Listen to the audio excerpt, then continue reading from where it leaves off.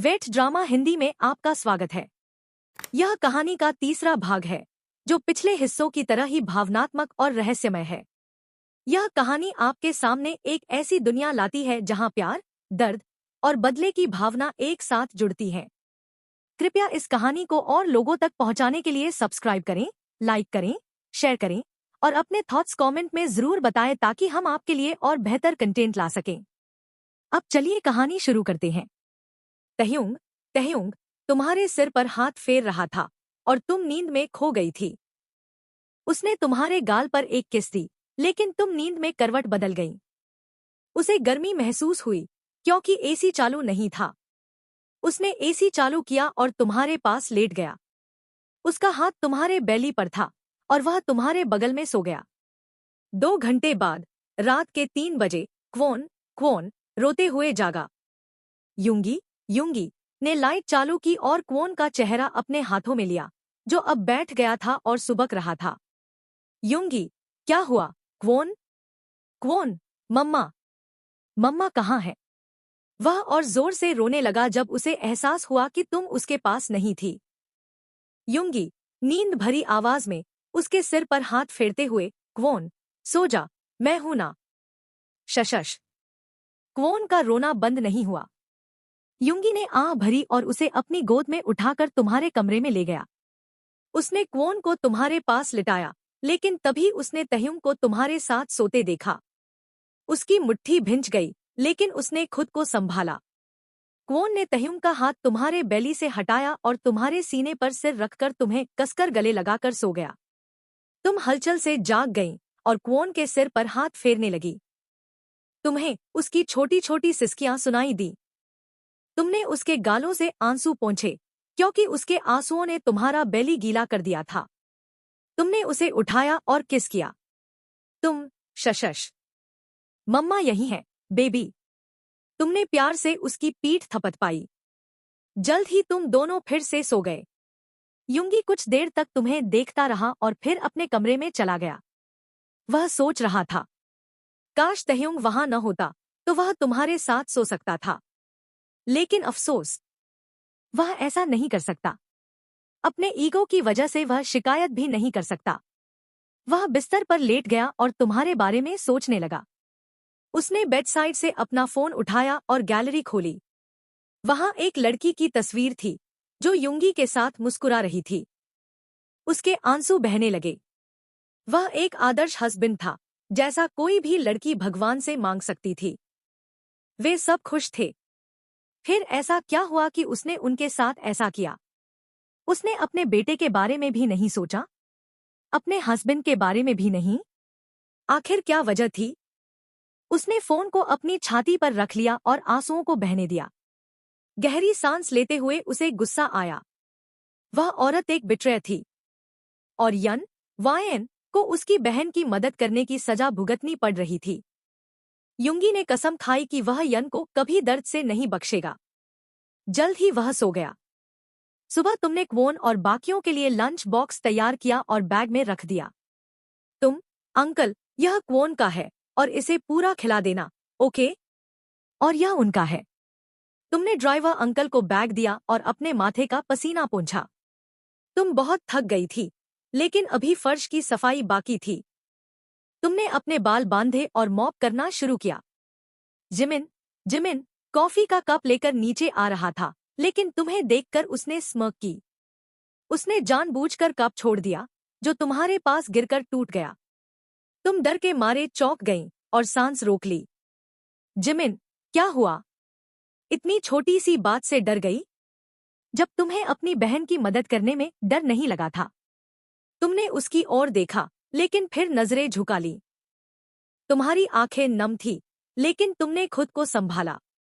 तुमने उसे इग्नोर करने की कोशिश की, जिससे वह और भड़क गया।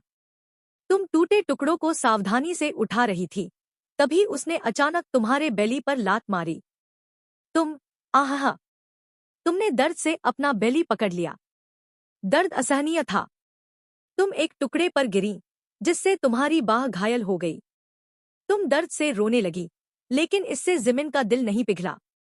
उसने मॉप का गंदा पानी तुम पर उड़ेल दिया, जिससे तुम पूरी तरह भीग गई। तुम डर से सिकुड़ गई और आंसू तुम्हारी आंखों से बहने लगे। उसने तुम्हारे बाल पकड़े और तुम्हें खड़ा किया। तुम ठीक से खड़ी भी नहीं हो पा रही थी क्योंकि तुम्हारा बेली बहुत दुख रहा था। तुम जा जिमिन पा प्लीज आ। उसने तुम्हें एक वास स्टैंड पर धकेल दिया जिससे तुम्हारा बेली फिर से चोटिल हुआ।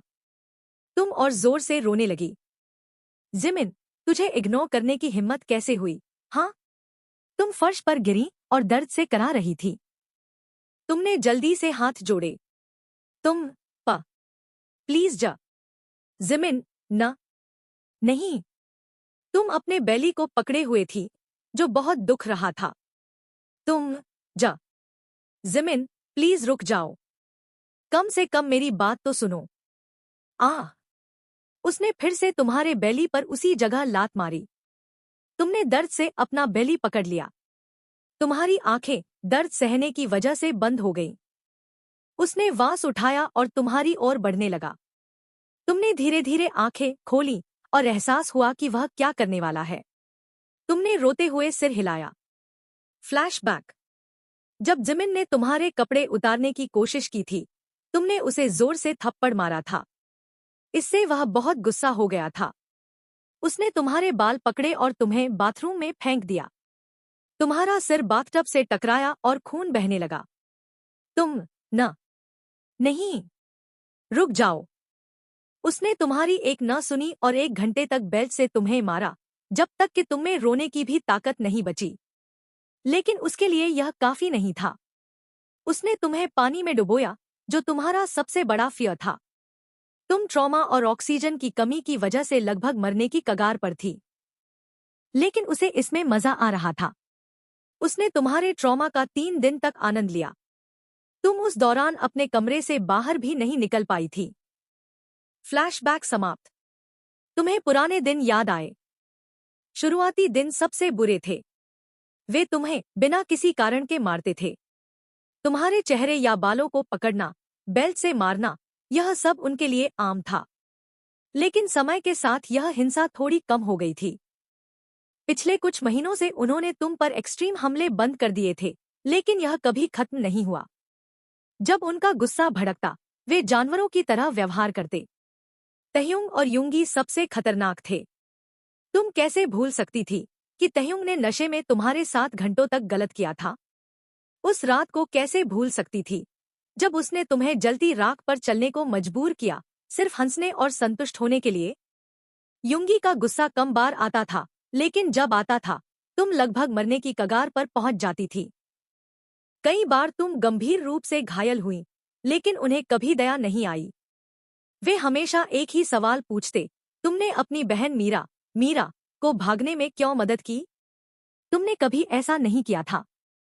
उसने आखिरी बार तुम्हें कॉल किया था और उन्हें लगा कि तुमने उसकी पूरी योजना में मदद की थी।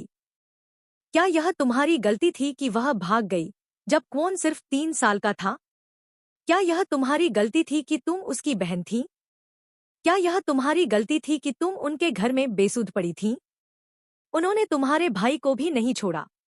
उसे बुरी तरह टॉर्चर किया गया, सिर्फ यह जानने के लिए कि मीरा कहाँ गई और किसके साथ। क्या यह सब जरूरी था? भगवान उन्हें कैसे माफ करेगा जब उन्होंने निर्दोष लोगों के साथ इतना गलत किया?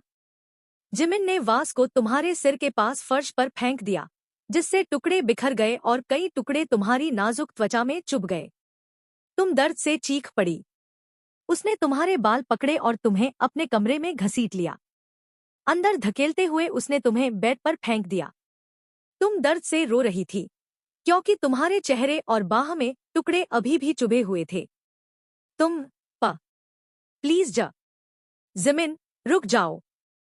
मैंने तुम्हें इग्नोर नहीं किया, प्लीज मेरी बात सुनो। तभी उसने तुम्हें एक थप्पड़ मारा। चुभे हुए टुकड़े तुम्हारी त्वचा में और गहरे चले गए, और जिमिन का हाथ भी छोटे छोटे टुकड़ों से घायल हो गया। उसने तुम्हें बाथरूम में ले जाकर तुम्हारे हाथ शावर से बांध दिए। उसने शावर चालू कर दिया और पानी तुम पर गिरने लगा, जिससे तुम मुंह भी नहीं खोल पा रही थी। फिर भी दर्द में तुम मदद के लिए रो रही थी, लेकिन सामने एक मॉन्स्टर था। जिमिन, यहीं मर जा। तुम जा। जिमिन, प्लीज मेरी बात सुनो, प्लीज। जिमिन ने चिढ़कर मुंह बनाया और तुम्हारा गला पकड़ लिया। जिमिन, मजाक उड़ाते हुए, जिमिन, प्लीज मेरी बात सुनो, कम से कम सुनो। इन शब्दों से बाहर निकल, यन। मैं तुम्हारी इन बेकार चीजों पर कभी नहीं पिघलूंगा। उसने तुम्हारा चेहरा झटका और दरवाजा लॉक करके चला गया। तुमने जितना हो सका मदद मांगी, लेकिन कोई नहीं आया। जल्द ही तुम्हें चक्कर आने लगे, क्योंकि पानी लगातार तुम्हारे सिर पर गिर रहा था। कुछ घंटों बाद तुम बेहोश हो गई। यह कितना दुखद था कि यह खूबसूरत मैंशन एक लड़की की चीखें नहीं सुन सका, जो इस तरह टॉर्चर सह रही थी।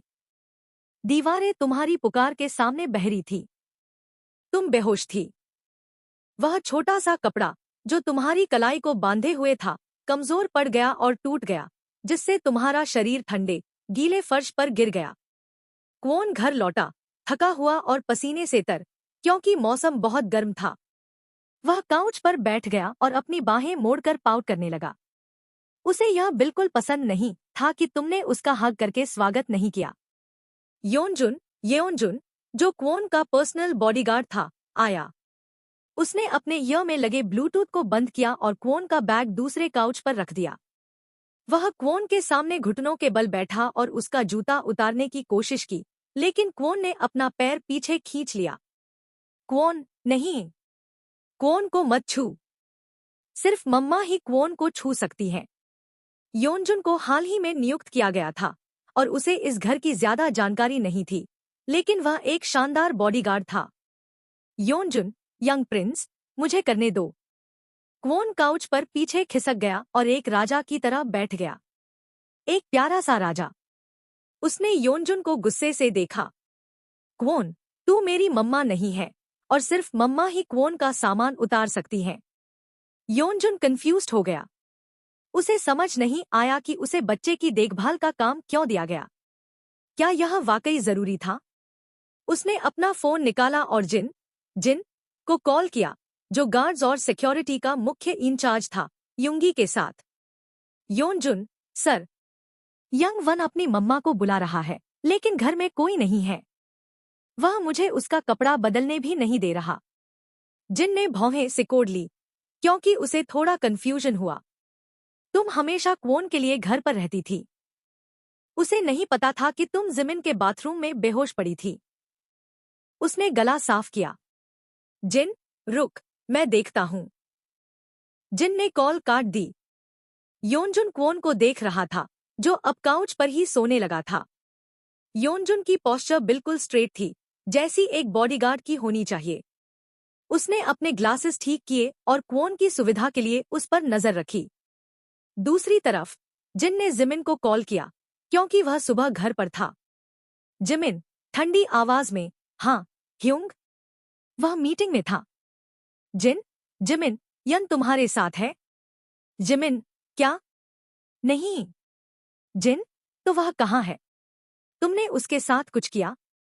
जिमिन को एक पल के लिए कुछ याद नहीं आया, लेकिन फिर उसे सुबह की घटना याद आई। उसने मन ही मन कर्ज किया। जिमिन, हाँ, ह्यूंग। वह मेरे बाथरूम में होगी। उसने अपनी इनर चीक काटी। जिन ने कर्ज किया, जो कॉल पर साफ सुनाई दिया। जिमिन, मैंने कितनी बार कहा है, उसे इतना जोर से मत मार। क्वोन क्या सोचेगा? ओफ, मैं तुम सब से तंग आ चुका हूं। उसने गुस्से में कॉल काट दिया। उसे पता था कि अगर तुम क्वोन के आसपास नहीं होगी, तो वह अब इसे बड़ा इशू बना देगा। सिर्फ अपने बेटे की खातिर उन्होंने तुम्हें इतना सेवियरली मारना बंद किया था। उसने जल्दी से बाकियों को कॉल किया, लेकिन सब बिजी थे। उसने उन्हें नहीं बताया कि तुम शायद घायल हो, इसलिए उन्होंने ज्यादा ध्यान नहीं दिया। उसने आह भरी और योनजुन को कॉल किया। योनजुन, सर। कड़क आवाज में, तैयार होकर। योनजुन, ऊपर जाओ। बाईं तरफ चौथा कमरा खोलो और बाथरूम में जाओ। योनजुन, ठीक है, सर। वह बाथरूम में पहुंचा, लेकिन जो उसने देखा, उससे वह एक पल के लिए जम गया। योनजुन, वहां पहुंचे। योनजुन, हाँ, सर। सर, यहाँ एक लेडी है। वह बेहोश है। जिन ने मन ही मन कर्स किया, क्योंकि वह तेजी से कार चला रहा था। वह जितना हो सका कर्स कर रहा था। जिन, ठीक है, क्या तुम उसे नीचे ला सकते हो? मुझे उसे हॉस्पिटल ले जाना है। योनजुन, बिल्कुल, सर। योनजुन ने अपने ब्लूटूथ का बटन दबाकर कॉल काटा और शावर का टैप बंद किया। उसने तुम्हें अपनी गोद में उठाया और तुम्हारा चेहरा देखा, शांत लेकिन बिगड़ा हुआ, जैसे तुम्हें कई बार मारा गया हो। वह तुम्हें लेकर नीचे आया। बाहर पहुंचकर उसने तुम्हें कार में रखा। जिन ने उसे जेस्चर किया। जिन, क्वोन को इसके बारे में मत बताना, ओके? और उसे बिजी रख। योनजुन, ठीक है, सर। वह चला गया। योनजुन घर के अंदर गया और क्वोन को अपनी गोद में लेकर उसे अपनी बाह पर सुलाया, ताकि उसे अच्छी नींद आए। जिन बाहर खड़ा था, तभी हान, हाँ, अपने रूम से बाहर आया। यह हान का प्राइवेट क्लिनिक था। वह जिन को अनबोधर्ड तरीके से फोन देखते हुए मिला। हान बाहर आया और जिन ने उसकी ओर देखा। दोनों क्लिनिक के ऑफिस रूम में गए, जहां हान आमतौर पर बैठता था। हान कुर्सी पर बैठा और जिन उसके सामने। हान ने नीली ग्लोव्स उतारते हुए आह भरी। हान, इस बार क्या हुआ? वह फोन पर पेपर स्क्रॉल कर रहा था। उसका एक्सप्रेशन ऐसा था जैसे उसने अपनी पत्नी को हॉस्पिटल में एडमिट नहीं कराया हो। जिन, पता नहीं। जिमिन ने कुछ किया। हान ने आह भरी और डेस्क पर रखी डेकोरेटिव पेन को एक तरफ रखा। हान, जिन, तुम सब मेरी बात को सीरियसली क्यों नहीं लेते? वह किसी गलती में नहीं है। 2 साल हो गए, उसे इस तरह ट्रीट करना बंद करो। जिन ने अपना फोन बंद किया और स्क्रीन से नजर हटाकर हान को देखा। जिन, वह सब जानती थी और फिर भी नहीं बता रही। हान ने स्कॉफ किया। हान, जिन, वह सिर्फ 23 की है और तुम सब 30 के आसपास हो। और तुम्हारी जानकारी के लिए, वह नहीं जानती, वरना इतना टॉर्चर सहने के बाद वह मीरा के बारे में बता देती। अगर क्वोन को पता चला कि उसे इस तरह हर्ट किया जा रहा है, तो वह सोचेगा कि तुम सब मॉन्स्टी। जिन ने उसे जेस्चर करके चुप कराया। जिन, तो क्या? यह तो ऐसा नहीं कि वह उसकी असली माँ है। हान, यह मत भूल। जिन, क्वोन ने बोलना शुरू किया जब यन उसकी जिंदगी में आई। जिन ने आंखें घुमाईं। वह अपने ईगो को कम करके इन तथ्यों को स्वीकार नहीं करना चाहता था। हान उन्हें बचपन से जानता था। वह उनका दोस्त था। उसे पता था कि वे तुम्हारे साथ क्या कर रहे हैं, और उसे दया आती थी। उसने कई बार तुम्हारी खराब हालत देखकर उन्हें रोकने की कोशिश की, लेकिन वे कभी नहीं माने। तुम हान के लिए कोई स्पेशल नहीं थी कि वह तुम्हारा पक्ष ले, लेकिन तुम्हारे ब्रूजेस उसे दिल से दुखी करते थे। कभी कभी तुम इतना घायल होती थी कि उसे लगता था कि तुम शायद जिंदा भी नहीं होनी चाहिए। हान बिना कुछ कहे खड़ा हुआ और उस कमरे में गया जहां तुम थी। तुम अब जाग चुकी थी और दीवार पर लगी एक पेंटिंग को देख रही थी। दरवाजा खुलने की आवाज सुनकर तुमने मुड़कर देखा। हान को देखकर तुमने हल्की सी स्माइल दी। वह भी तुम्हें देखकर मुस्कुराया। तुम हमेशा स्वीट रहती थी। उसे समझ नहीं आता था कि कोई तुम पर इतना क्रूएल कैसे हो सकता है, जो कभी अपनी आवाज नहीं उठाती, जिसका सबसे अच्छा एटिकेट है कि वह कभी झूठ नहीं बोलती। तुम्हारा व्यवहार हमेशा शांत रहता था। वह तुम्हारे बेड के पास स्टूल पर बैठ गया। तुम नई पेंटिंग ली? तुमने धीमी लेकिन सॉफ्ट आवाज में कहा। इतना मार खाने के बाद भी तुम इतना नॉर्मल कैसे बिहेव कर सकती थी?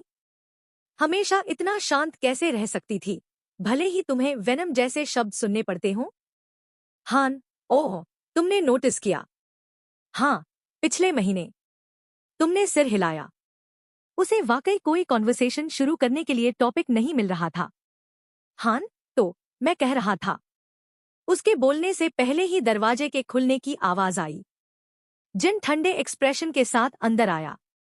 जिन, हमें अब जाना चाहिए। तुमने नजरें झुका ली। हान खड़ा हुआ और तुम्हें जिन के साथ जाते देखा। तुम थोड़ा लंगड़ा रही थी, क्योंकि तुम्हारे पेट पर बड़ा ब्रूज था। दूसरी तरफ, घर में हंगामा मचा हुआ था, क्योंकि क्वोन तुम्हें न पाकर रो रहा था।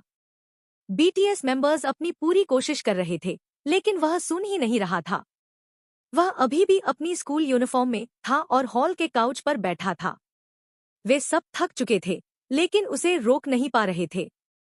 तुम कार में थी और खिड़की से बाहर देख रही थी। जिन ने मिरर से तुम्हें देखा और गला साफ करके तुम्हारा ध्यान खींचने की कोशिश की। जिन, क्वोन को इसके बारे में मत बताना, जैसे कि यह कोई छिपी बात हो। तुम अपने गाल और माथे की छोटी बैंडेजेस और अपने पेट के ब्रूज को कैसे छिपा सकती थी? तुमने जिमिन को यह नहीं बताया? तुमने धीरे से बाहर देखते हुए कहा। इससे वह अंदर से थोड़ा चौंका, लेकिन उसने परवाह नहीं की। तुम दोनों घर पहुंचे और जैसे ही तुम अंदर गईं, तुम्हें चीजें तोड़ने की आवाज सुनाई दी। नमजून, नमजून, क्वोन, प्रिंस, प्लीज डैडी की बात सुन। तुमने देखा कि क्वोन डाइनिंग टेबल पर खड़ा था और प्लेट्स फर्श पर फेंक रहा था। उसका चेहरा गुस्से से भरा था, जैसे वह पूरी तरह टूट चुका हो। बाकी मेंबर्स उसके पास जाने की कोशिश कर रहे थे, लेकिन वह खाना और प्लेट्स फर्श पर फेंक रहा था। तुम कमजोरी के बावजूद उसके पास गई। क्वोन, क्या हुआ? क्वोन मुड़ा। उसके हाथ में फ्राइड राइस से भरी प्लेट थी। तुम्हें देखकर वह रुक गया। वह टेबल पर तुम्हारी ओर दौड़ा। तुम टेबल के दूसरी तरफ थी। उसके दौड़ने से टेबल पर बहुत सी चीजें बिखर गईं। जूस गिर गया, प्लेट्स इधर-उधर हो गईं। वह तुम्हारे पास आया और तुम्हें कसकर गले लगा लिया। तुमने भी उसे गले लगाया, लेकिन अचानक हक से तुम्हारे पेट और बाह में दर्द का तेज झटका लगा। बाकी मेंबर्स ने राहत की सांस ली कि तुम आ गई, वरना क्वोन के लगातार रोने से उनके कान फट जाते। तुमने हक छुड़ाया और क्वोन का चेहरा अपने हाथों में लिया। तुमने अपने अंगूठों से उसके आंसू पोंछे। क्वोन, क्या हुआ? तुम रो क्यों रहे हो? और ये क्या कर रहे थे? हाँ। वह सुबकते हुए तुम्हें देखने लगा। क्वोन को मम्मा की याद आ रही थी, लेकिन मम्मा नहीं आई। तुमने आह भरी और उसकी पीठ सहलाई। उसका यूनिफॉर्म और हाथ करी और खाने के दागों से गंदे हो गए थे। बाकी लोग देख रहे थे, यहाँ तक कि योनजुन भी, जो सीधा खड़ा था। उसे एहसास हुआ कि तुम वही लेडी थी जिसे उसने बुरी हालत में देखा था। इसका मतलब तुम क्वोन की मम्मा थी। चलो, मैं तुम्हारे कपड़े बदल देती हूँ। वह तुम्हें हक करने वाला था, लेकिन तुमने उसे रोका। क्वोन, मम्मा, तुम्हें चोट लगी? उसने अपनी उंगलियों से तुम्हारी बैंडेज छुई। बीटीएस मेंबर्स चौंक गए और मन ही मन कर्स किया। जिन, नहीं, क्वोन, वह बाथरूम में गिर गई थी। क्वोन ने उसकी ओर मुड़कर देखा, वह अभी भी टेबल पर खड़ा था। क्वोन, फिर से? कितनी बार मम्मा बाथरूम में गिरेंगी? जिन ने अनॉयंस में आंखें बंद की। उसे अपने बेटे की बुद्धिमानी पसंद थी, लेकिन तब नहीं, जब बात तुमसे जुड़ी हो। तुमने उसे मुड़वाया और एक चेयर खींची। क्वोन, चलो, मम्मा तुम्हें आइसक्रीम खिलाएगी। क्वोन की आंखें खुशी से चमक उठीं। वह टेबल पर बैठ गया और चेयर पर पैर रखकर खड़ा हो गया। उसने तुम्हें देखा। क्वोन, मम्मा, ऊपर ऊपर। उसने अपनी बाहें खोल दी ताकि तुम उसे उठाओ, लेकिन तुम उस हालत में नहीं थी। तुम्हारा पेट बहुत दुख रहा था, तुम मुश्किल से चल भी पा रही थी। क्वोन, मम्मा को अच्छा नहीं लग रहा। तुम बड़े बॉय हो ना, तुम चल सकते हो। उसने सिर हिलाया। क्वोन, ओके, मम्मा। उसके हाथ में अभी भी वह छोटी प्लेट थी जिसे तुमने नोटिस किया। क्वोन, यह प्लेट छोड़ दो। जैसे ही तुमने कहा, उसने प्लेट फर्श पर फेंक दी, जिससे टूटने की आवाज से तुम्हारी आंखें बंद हो गईं। बीटीएस मेंबर्स ने भी उस आवाज से आंखें मूंद ली। क्वोन मुस्कुराया और चेयर से उतरकर तुम्हारी उंगलियां पकड़ ली, जैसे तुम्हें अपने रूम में ले जा रहा हो। क्वोन इस पूरे घर में सबसे सैवेज इंसान था। वह हर एक बात याद रखता था जो कोई उसे बताता था। उसे याद था कि बीटीएस ने कितनी बार कहा कि तुम बाथरूम में गिर गईं। बीटीएस मेंबर्स को अब यह एहसास होना चाहिए कि उनका बेटा बहुत तेजी से बड़ा हो रहा है और उन्हें तुम पर ये रिडिकुलस हरकतें बंद कर देनी चाहिए। अगर वे इसे रोक नहीं सकते, तो कम से कम लॉजिकल और नए झूठ तो ढूंढ सकते हैं। वे सबने आह भरी। युंगी ने अपनी नेक क्रैक की और रूम में जाने के लिए मुड़ा। युंगी, मुझे भूख नहीं है। मैं इसके गुस्से से ही भर गया हूँ। वह अपने रूम में चला गया। एक एक करके बाकी लोग भी बिना डिनर किए अपने रूम्स में चले गए। वे सब थक चुके थे। कोई भी समझ सकता था कि क्वोन ही वह इंसान था जो तुम्हें सबसे ज्यादा प्यार करता था। अगर क्वोन ने तुम्हारे बारे में नहीं पूछा होता तो तुम कहीं भी बिना इलाज के पड़ी रहती।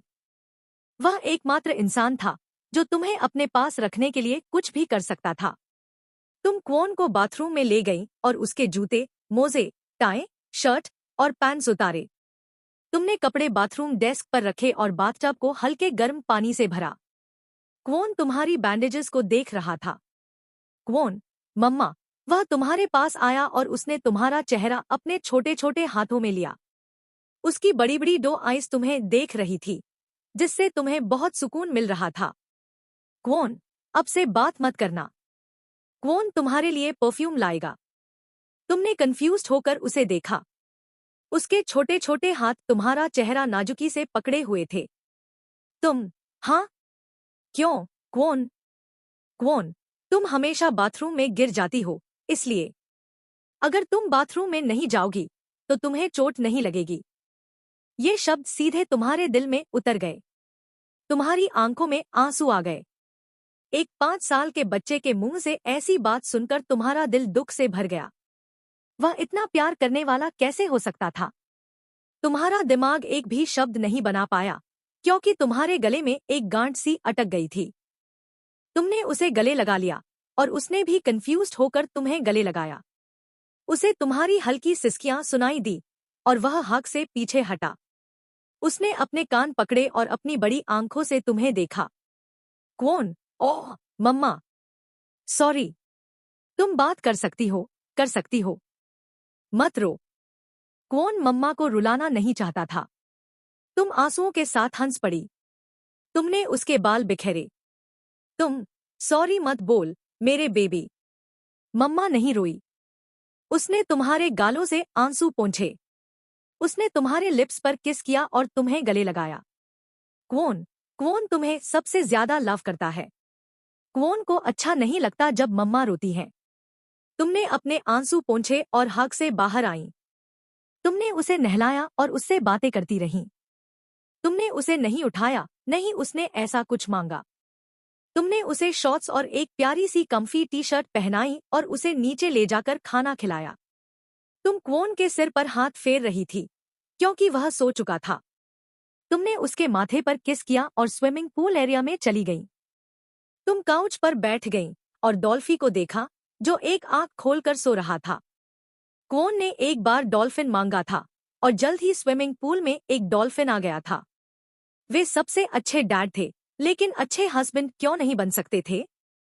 तुम्हारी आंखों से एक एक करके आंसू बहने लगे। वे तुम पर थोड़ी सी भी दया क्यों नहीं दिखा सकते थे? तुम्हारी उंगलियां कांप रही थी। तुम सचमुच जोर जोर से रोना चाहती थी ताकि वे सब सुने, लेकिन तुम ऐसा नहीं कर सकती थी। वे जानवरों से भी बदतर थे। तुम कितनी खुश थी पहले, सिर्फ कॉलेज लाइफ और कोई प्रॉब्लम नहीं। लेकिन अब तुम क्या बन गई थी? तुम पहले ऐसी नहीं थी। तुम कभी चुप नहीं रहती थी, लेकिन अब तुम अपने बचाव में एक शब्द भी नहीं बोलती थी। यह सच है कि समय और लोग कुछ भी बदल सकते हैं। तुमने अपनी उंगलियों और हाथों को देखा। फ्लैशबैक। तुम, देख, मेरा हाथ तुमसे ज्यादा फेयर है। तुमने मुस्कुराते हुए कहा। तह्युंग ने हंसकर तुम्हारा हाथ देखा और फिर अपना। तह्युंग, अग, नहीं, मैं फेयर हूं। यह बस थोड़ा सा टैनिंग है, यू नो। उसने नाटकीय ढंग से अपना माथा पोंछा। तह्युंग, तुम्हें नहीं पता कि सनलाइट में रहकर कितना हार्ड वर्क करना पड़ता है। तुम थोड़ा हंस पड़ी। तभी मीरा स्नैक्स और टी की प्लेट लेकर आई। तुम, उन्नी, देखो तह्युंग क्या कह रहा है। तुम हमेशा उन्हें उनके नाम से बुलाती थी, क्योंकि उन्हें ब्रदर इन लॉ जैसे बड़े नाम पसंद नहीं थे। तह्युंग ने मीरा को देखा और उसकी आंखों में एडमिरेशन की चमक थी। उसके सूखे होंठ मुस्कुराए। तुम, अग, मेरे सामने अपना लव ड्रामा शुरू मत करो, तुमने कहा, और तहयुंग ने तुम्हारा सिर हल्का सा थपथपाया। मीरा शर्मा गई और किचन में चली गई। तहयुंग, मैं फेयर हूं, उसने मीरा को एडमिरेशन से देखते हुए कहा और तुम्हारा ध्यान भटकाया।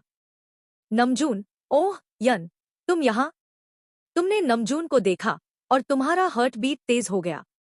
वह बहुत हैंडसम लग रहा था। तुमने सिर हिलाया। मीरा, दरअसल मैंने उसे बुलाया। मीरा अपनी साड़ी ठीक करते हुए आई। तुमने जल्दी से नमजून को देखना बंद किया। नमजून ने उसे देखकर अपनी डिंपल्स वाली स्माइल दी। तुम दोनों को देखकर मुस्कुराईं।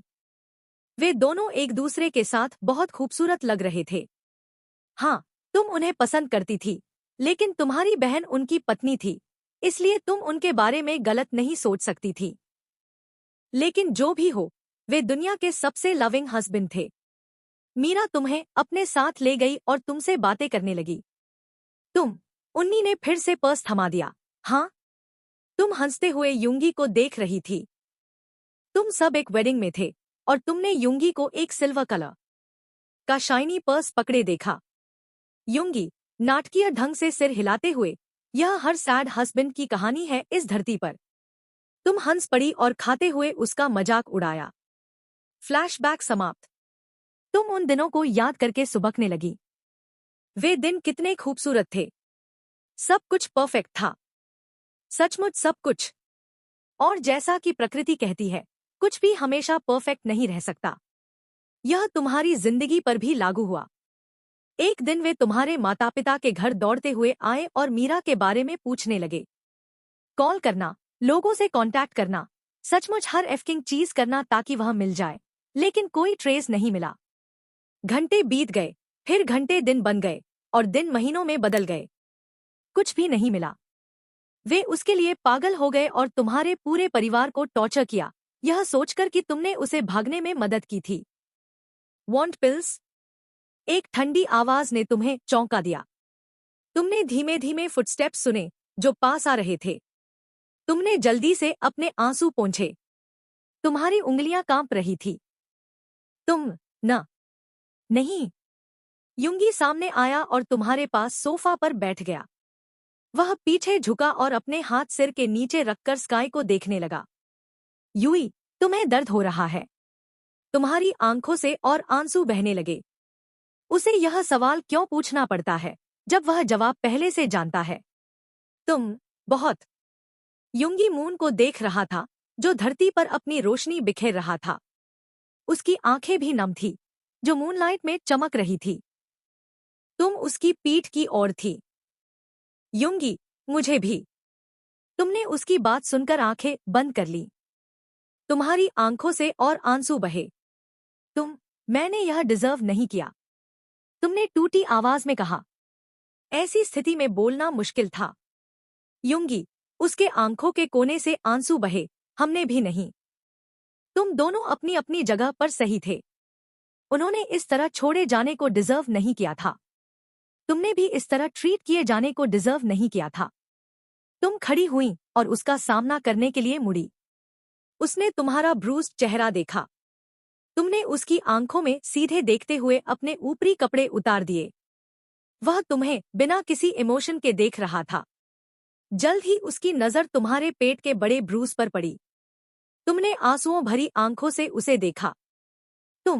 तुमने जिमिन से कुछ नहीं कहा। पिछली बार तुमने मुझसे कहा था ना कि तुम उन्हें इतना क्रूएल होने से रोकोगे। अब क्या हुआ? सिर्फ तुम दर्द में नहीं हो, मैं भी हूं। मैं कौन से क्या कहूं कि उसकी मम्मा को उसके डैडी ने मारा? वह उठकर बैठ गया और अपनी पोस्चर सीधी की। वह अचानक खड़ा हुआ और तुम्हारे बाल पकड़ लिए, ज्यादा हार्शली नहीं, लेकिन थोड़ा फर्मली। युंगी, तू क्वोन की एफकिंग मां नहीं है। यह बुलशिट बोलना बंद कर। तुमने रोते हुए उसे धक्का दिया। वह थोड़ा लड़खड़ाया। उसने तुम्हें देखा। तो फिर मां कौन है? वह जो उसे सबसे ज्यादा जरूरत के समय छोड़ गई, जिसने तुम सब की परवाह नहीं की। फिर कौन? मैं क्या हूं? सिर्फ एक टाइम पास, ताकि तुम सब उसे पाल सको। मैं वही थी जो रात को जागकर उसे खाना खिलाती थी। मैंने उसे पहला शब्द सिखाया, मैं क्या हूं। तुम आंसुओं में डूब गई और फर्श पर गिर पड़ी। उसने अपना चेहरा दूसरी ओर कर लिया, क्योंकि वह तुम्हें रोते हुए नहीं देख सकता था। यह सच था, अटैचमेंट समय के साथ बनता है, सिर्फ अट्रैक्शन से नहीं।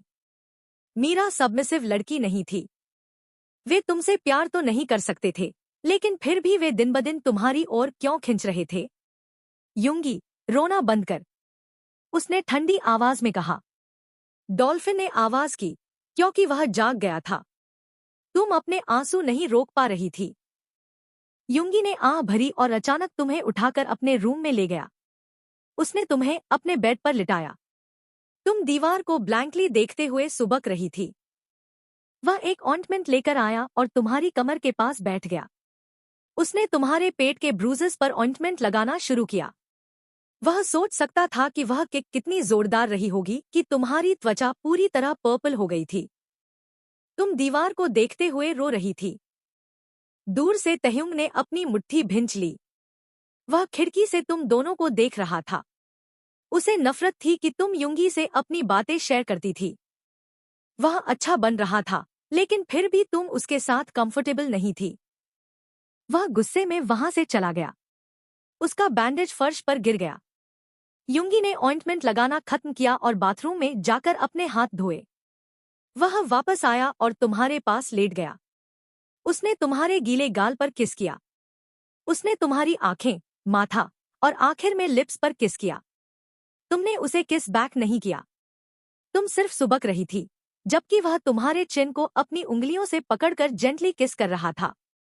तुम्हारी उंगलियों ने बेडशीट को कसकर पकड़ लिया, क्योंकि उसने अपने कपड़े उतार दिए। उसका किस जेंटल था। वह तुम्हारे लेग्स के बीच बैठ गया। तुमने अपना चेहरा दूसरी ओर कर लिया। तुम या यूंगी, मैं नहीं चाहती। यूंगी, मैंने पूछा नहीं। उसने तुम्हारा लोअर और पैंटी उतार दिया। धीरे से अपनी क्लोजनेस बनाते हुए उसने तुम्हारा चेहरा देखा, ताकि वह जेंटल रहे। उसने अपने हिप्स को हिलाना शुरू किया। बिना इमोशन और लॉन्गिंग के फिजिकल क्लोजनेस का क्या मतलब? जब सिर्फ एक पार्टनर इसे चाहता हो, तो इसका क्या मतलब? तुमने आंखें बंद कर ली और उसे धीरे धीरे क्लोजनेस बनाते हुए महसूस किया। वह तुम पर झुका, लेकिन उसने अपना वेट नहीं डाला, क्योंकि वह तुम्हारी इंजरी के लिए केयरफुल था। उसने अपने अंगूठे से तुम्हारे आंसू पोंछे, जबकि वह जेंटली क्लोजनेस बनाए हुए था। दोनों के शरीर एक साथ हिल रहे थे। उसने तुम्हारा चेहरा पकड़ा और तुम्हें उसे देखने के लिए मजबूर किया। यूंगी, आंखें खोल। तुमने अपनी ग्लॉसी आंखें खोलीं और उसकी ठंडी आंखों को देखा, जो पहले से तुम्हें घूर रही थी।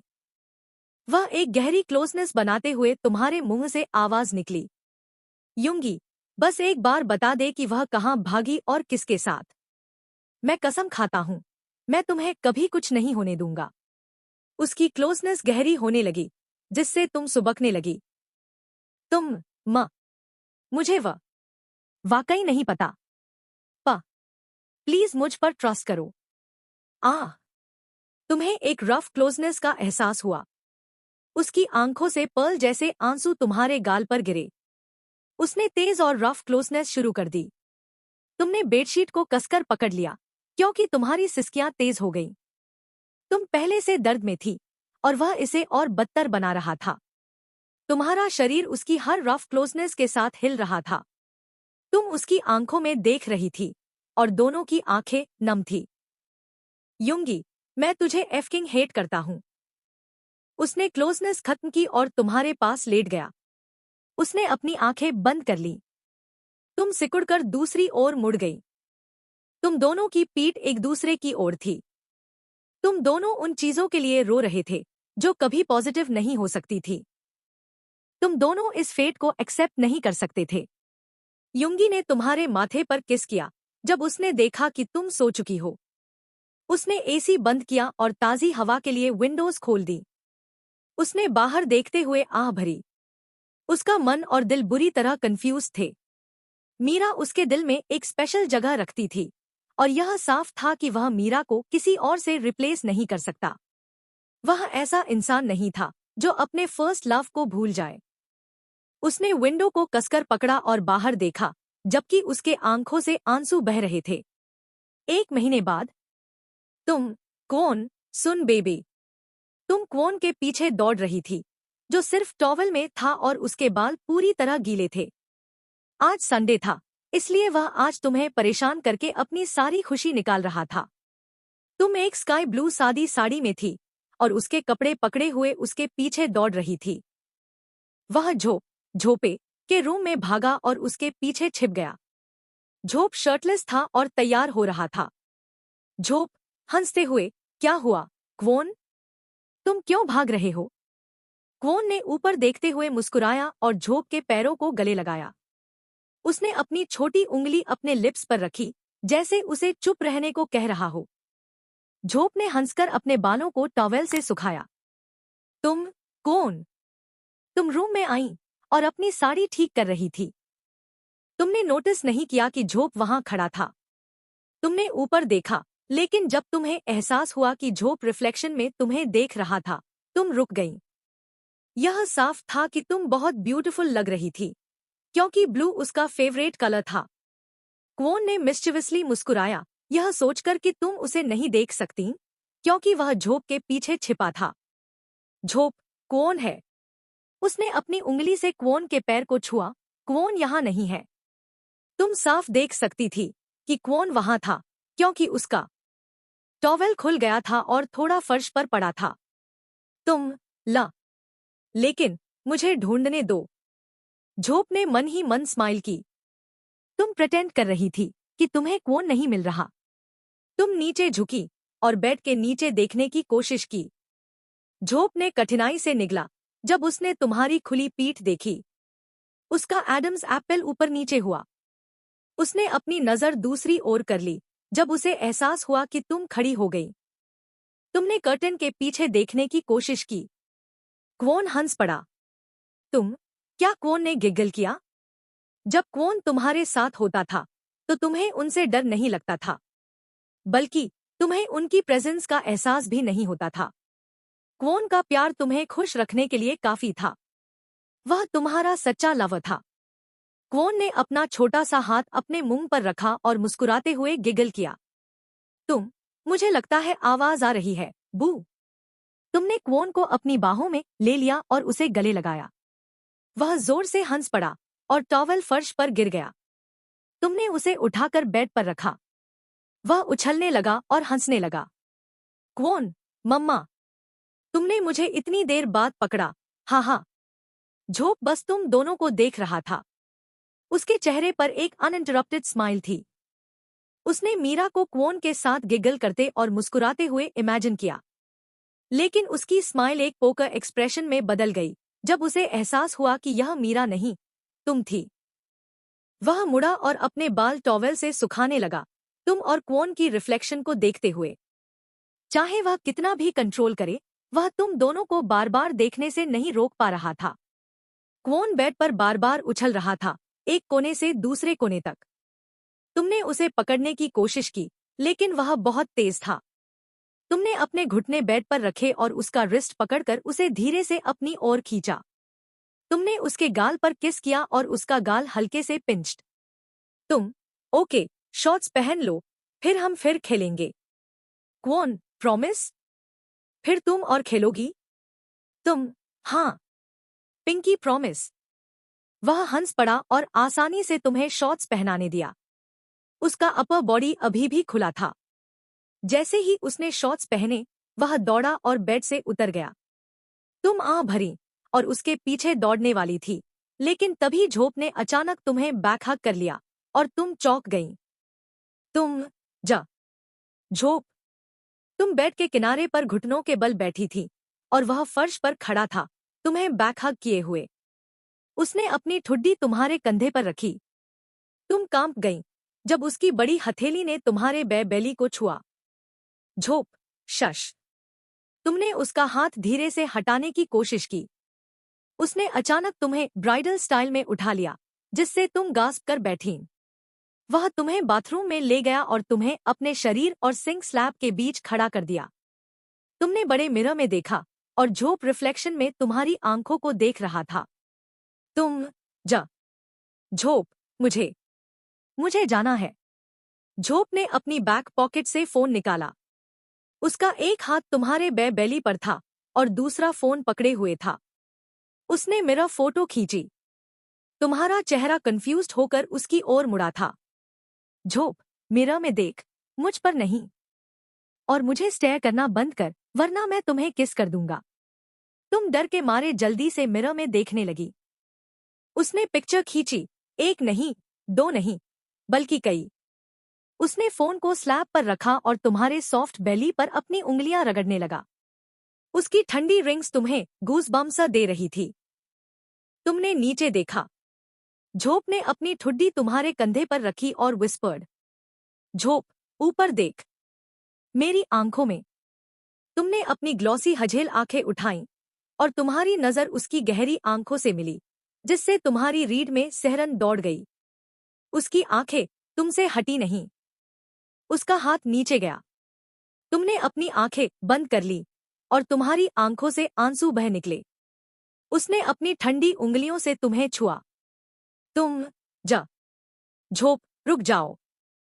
तुमने काउंटर को कसकर पकड़ लिया। उसने अपना हाथ हटाया और तुम्हारी कमर पकड़कर तुम्हें अचानक घुमाया।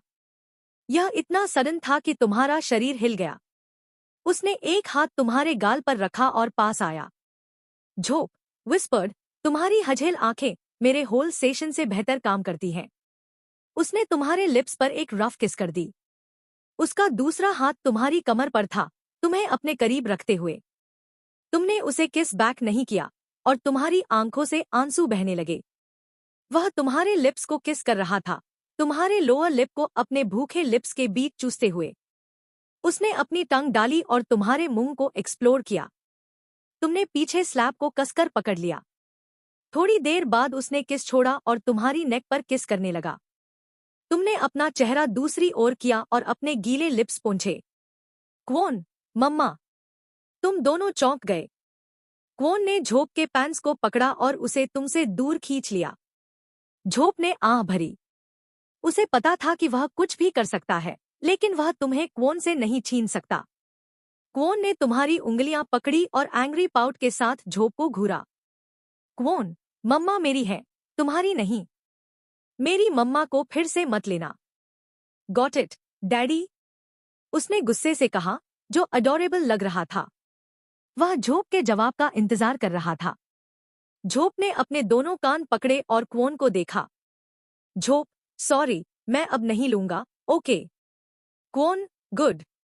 चलो, मम्मा। उसने तुम्हारा हाथ खींचा और तुम्हें अपने साथ ले गया। तुमने अपने आंसू पोंछे और उसके साथ चली गईं। झोप ने मन ही मन कर्ज किया। वह उस मोमेंट को और आगे ले जाना चाहता था। उसने अपने हाथ स्लैब पर रखे और मिरर में खुद को देखा। उसने अनॉयंस में अपने बाल बिखेरे। रात में तुम स्टेयर्स पर बैठकर वेजिटेबल्स काट रही थी और क्वोन और उसके फादर्स को स्विमिंग पूल में खेलते देख रही थी। क्वोन हंस रहा था और चहक रहा था। युंगी ने क्वोन को तह्युंग की ओर उछाला, जैसे खेल रहे हों। तह्युंग ने उसे पकड़ा और पूल से बाहर रखा। वह हाँफ रहा था। तह्युंग, क्वोन, तुम हैवी हो गए हो। मैं टायर्ड हो गया, देख। क्वोन हंसा और अपने पैरों को पानी में हिलाने लगा। डॉल्फिन जिमिन के साथ खेल रहा था, उसके चारों ओर घूम रहा था और बॉल वापस दे रहा था। क्वोन बाहर निकला और तुम्हारी ओर दौड़ा। तुमने उसे देखा। क्वोन ने तुम्हारे कान में कुछ विस्पर्ड और तुमने भी उसे जवाब में कुछ विस्पर्ड। बीटीएस मेंबर्स मां बेटे की केमिस्ट्री को देख रहे थे। क्वोन उनके पास वापस आया और उनके साथ खेलने लगा। तुम अंदर चली गई। तह्युंग और युंगी ने नोटिस किया कि तुम अंदर गई। थोड़ी देर बाद क्वोन फर्श पर बैठ गया। तुम एक छोटा टब लेकर आई और उसे क्वोन के पास रख दिया। क्वोन, जिन डैडी। जिन जैसे ही मुड़ा, एक रंग भरा वाटर बलून उस पर गिरा। सब हंस पड़े, लेकिन जल्द ही क्वोन ने बाकियों पर भी बलून्स फेंके। तुम स्टेयर्स पर वापस जाकर स्माइल करने लगी। जिमिन, यह। क्वोन, यह गलत है, ओह। क्वोन हंसा, क्योंकि बलून जिमिन के सिर पर गिरा।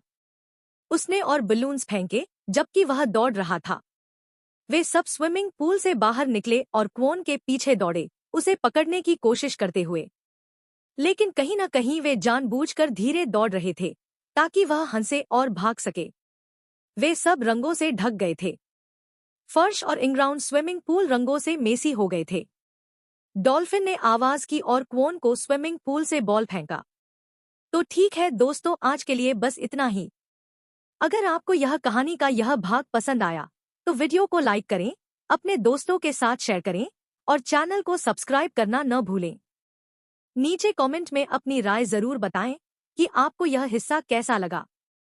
आपका हर लाइक, शेयर, कमेंट और सब्सक्राइब हमें और बेहतर कंटेंट लाने के लिए मोटिवेट करता है।